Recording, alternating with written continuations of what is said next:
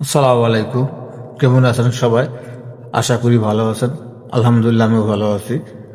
রাজশাহীতে যে ছেলেটি গতকালকে নলকূপের গর্তে পড়ে ছিল, প্রায় 32 ঘন্টার পরে ছেলেটিকে ফায়ার সার্ভিস এবং বাংলাদেশ পুলিশ প্রশাসন অনেক চেষ্টা করে উদ্ধার করেছিল।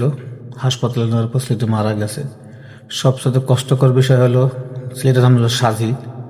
তা আপনারা জানেন, অনেকে জানেন যারা আমরা চিনেন, বা আমার একটা ছেলে আছে ওর নাম সাজিদ।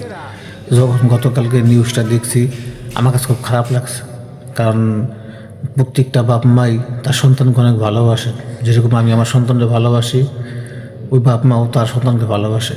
তা আসলে অন্তর খুলে মন খুলে দোয়া করছি আল্লাহ পাক ছেলেটা যেন জীবিত উদ্ধার করে। যখন শুনলাম সেটা মারা গেছে আমার কাছে অনেক খারাপ লাগছে, কারণ আমার ছেলেটার নামও সাজিদ। ছেলেটা আমার ছেলেটার কিন্তু একটু সমস্যা আছে, হাঁটতে পারে না, অনেকে দেখছেন বা অনেকেই চিনেন আমার ছেলেটারে। তা আসলে কি বলবো, আল্লাহ পাক ওনার বাপ মাকে সবর করার তৌফিক দান করুক। সবাই ভালো থাকবেন। আসসালামু আলাইকুম।